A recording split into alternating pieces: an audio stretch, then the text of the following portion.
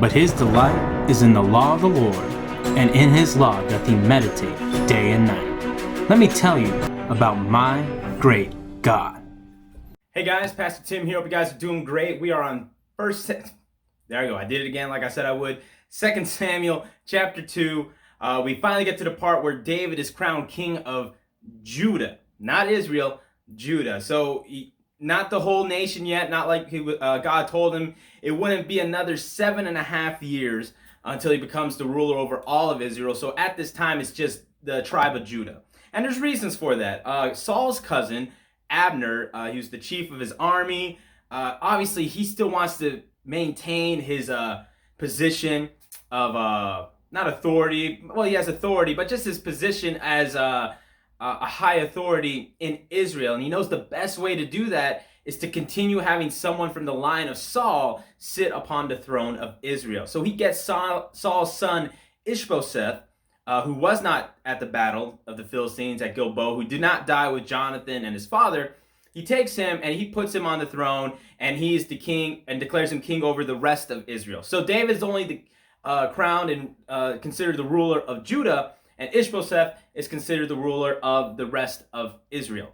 And completely a selfish move on Abner's part. He fully knows that David has been declared the new king of Israel. He knows that's what God intends. That's why Saul was so intent on slaying David and chasing after him and destroying him, because he knew that was who was supposed to be the next king of Israel, not anyone from Saul's lineage. But Abner wants to maintain his authority, his power. He knows the best way to do that is to keep someone on his family, his relatives, on the throne of Israel, and that would be Saul's son Ishbosheth, his nephew. And we'll get into that a little bit later.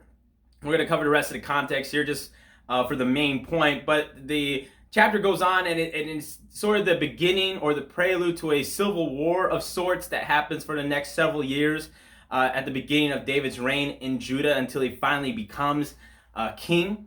And it happens when Abner and some of his a group of his soldiers, and Joab and a group of his soldiers kind of meet at this body of water, and they have a little skirmish, and that little skirmish turns into something even bigger. And in the end, Judah loses only a few amount of men, but Israel, Abner's men, they lose over 300 men in this skirmish and what starts this civil war. And a big thing that happens in this skirmish is that Asahel, I don't know if I said that name right, but Asahel, I believe it was Joab's brother or one of his relatives, chasing after Abner, is killed by Abner.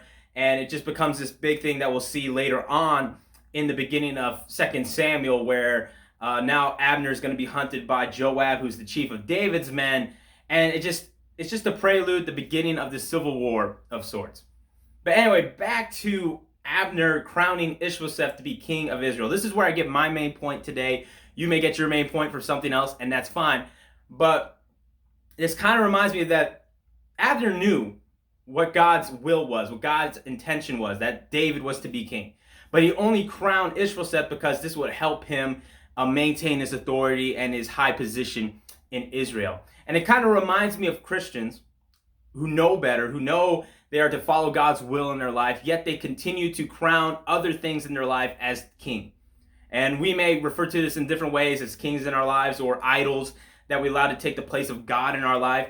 But they crown other things to be king of their life instead of who should be crowned king, and that is Christ. That is following God and glorifying him with our lives. No, instead we'll crown, say, ourselves, or crown a person, and they would have all our attention and all our admiration and our worship, or our job, or crown this, that, or the other.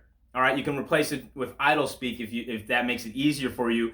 But it just kind of pictures our tendency as human beings to crown something we know shouldn't be king of our life instead of who should be king in our life, Jesus Christ.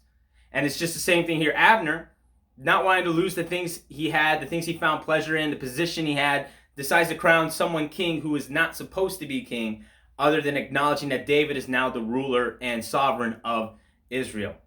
All right, are you crowning something in your life that you shouldn't be allowing to be king of your life instead of submitting yourself unto the sovereign God, Jesus Christ? That's it for today's chapter, guys. Who are you crowning king of your life? Is it something else, or is it actually Jesus Christ? Tell somebody what you got out of God's word today. Tell your accountability partner, tell your parents, your friends, anybody really. Continue that conversation about our great God. Stay safe, stay healthy. God bless.